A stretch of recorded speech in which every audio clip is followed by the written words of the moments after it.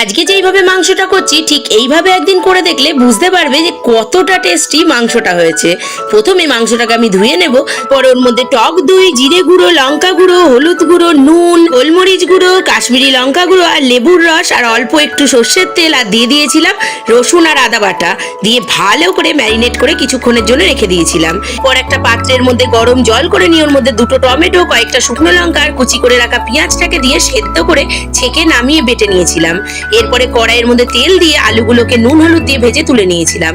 তারপরে ওই কড়াই তেলের মধ্যে আরেকটু তেল দিয়ে একটু চিনি দিয়ে দিয়েছিলাম, গরম মশলা, জায়ফল, জয়িত্রী একটু নাড়াচাড়া করে নিয়ে সেদ্ধ করে বেটে রাখা মশলাটাকে দিয়ে দিয়েছিলাম। মাংসটাকে একটু কষিয়ে নিয়ে ভেজে রাখা আলুটাকে দিয়ে আবার একটু কষিয়ে নিয়ে মশলা ধোয়া একটুখানি জল দিয়ে ঢাকা দিয়ে আলু আর মাংসটাকে সেদ্ধ করে নিয়েছিলাম। এরপরে ভালো করে নাড়াচাড়া করে কষিয়ে নিয়েছিলাম, এর মধ্যে কিন্তু আর কোনো জল অ্যাড করিনি। এরপর যতটা ইচ্ছে গ্রেভি রেখে নামিয়ে নিলেই রেডি আমাদের অসাধারণ স্বাদের চিকেন।